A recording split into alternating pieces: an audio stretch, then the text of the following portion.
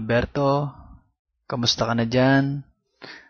Si John Lloyd to, binabati kita ng isang maligayang araw at sana ay naging masaya ka dyan sa TXC kasama ng mga kaibigan mo. Siyempre, yung mga kaibigan mo na gwapo, mabait, maalalahanin, saka katulad nating mga pogi, alam ko na sisikat ka rin balang araw pag uwi mo rito sa Pilipinas.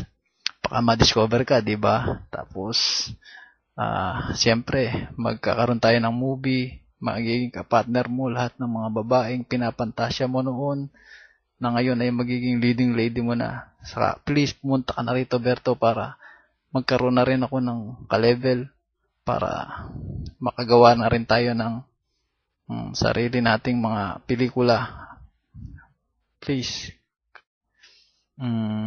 Robert Passy, I just want you to know that Sam is your number one fan, and I hope that we meet someday. And I'm glad to be one of your friend, and I want to see you.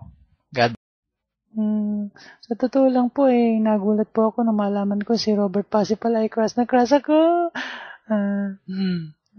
Di ba? Saka alam ko po na lagi akong safe pagkasama ko siya. Saka napaka-gentle na tao niya, napaka-mabait, malalahanin. Saka aminin ko na rin po sa inyong lahat na siya po talaga yung dahilan ng breakup namin ni Luis. At saka alam ko naman po na karapat dapat po talaga napalitan ko si Luis kasi mas pogi po talaga si Berto.